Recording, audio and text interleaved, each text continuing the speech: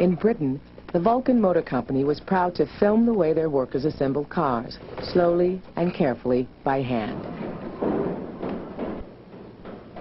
Craftsmen worked in their own way, at their own pace. The whole process took several weeks from start to finish. These handmade cars were so expensive that a wide gulf separated those who built them from those who bought them. But the days when cars were just luxuries for the rich were drawing to a close. In 1908, one man's vision would change manufacturing and create a new market. Henry Ford set out to make the simplest car ever. A car for rural America. A 20th century equivalent of the horse and buggy. To produce the Model T cheaply, Ford knew he had to change the way cars were built. That meant changing the way his workers worked. As he reorganized his factory to turn out Model Ts, he was influenced by the efficiency expert Frederick Taylor. Taylor complained that hardly a workman can be found who doesn't devote his time to studying just how slowly he can work. And then he devoted his life to speeding them up. When Taylor was brought in, he first timed the workers with stopwatches and noted their every movement. In a famous experiment at an ironworks, he reorganized a worker named Schmidt. Previously, Schmidt had hand-carried 12 tons of pig iron a day up from a wagon.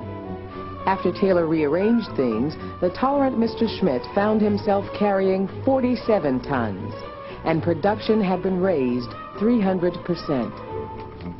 Called into an office, Taylor helped the world's fastest typist type even faster.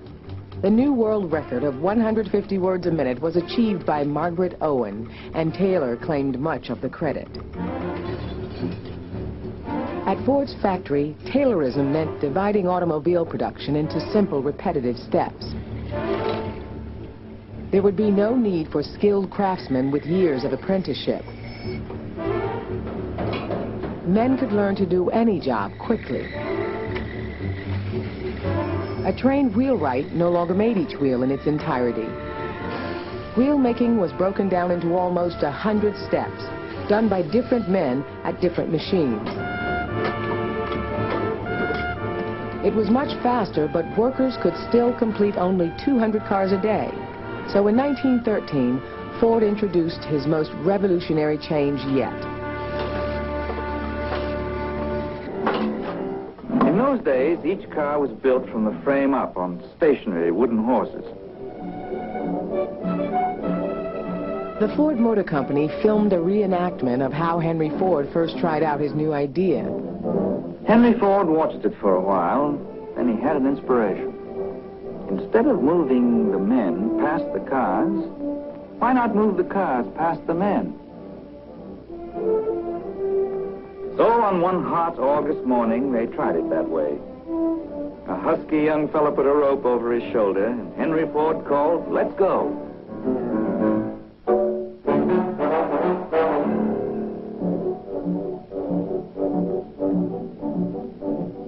And at that very moment, as the workmen began to fasten the parts onto the slowly moving car, the assembly line was born. Soon assembly lines were up and running in Ford's factory. The lines became the key to mass production, a system that would remain virtually unchanged for most of the century.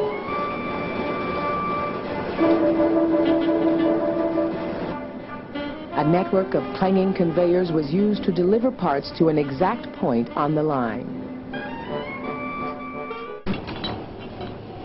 The workers became an integral part of the great machine, and management set the pace, without discussion or negotiation, for unions were forbidden.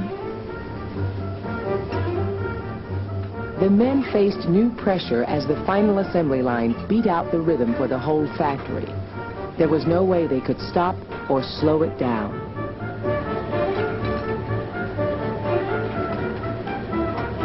Few stood the pace and din for long. Men tried it for a few weeks, then quit. But Ford had an answer. The company was making record profits. The time taken to build each car had dropped to 1.5 hours, so he could afford to raise pay.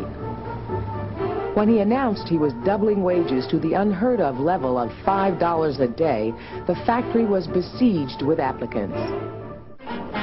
Other car makers adopted the Ford method. Ford's recipe, mass production, low cost, high wages, was creating not only cheap cars, but well-paid workers. Above all, it was the constant supply of new men arriving in Detroit that made it possible.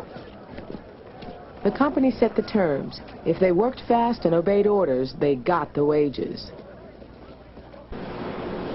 It was a game for which Ford made the rules simple but strict. High pay for hard work. What Mr. Ford wanted from his workers was a good day's work on the shift.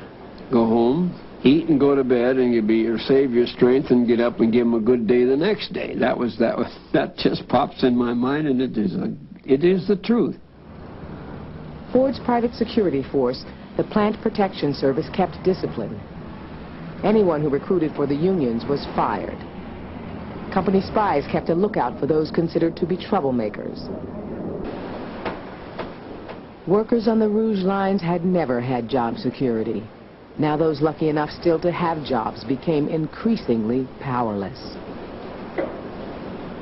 You couldn't even talk to guys on the job, not to let the foreman see you. There were whispering going on and whatnot. My friend of mine was fired 3 times, a guy by the name of John Gallo, for smiling. If you went to the bathroom, you had to get permission from your supervisor.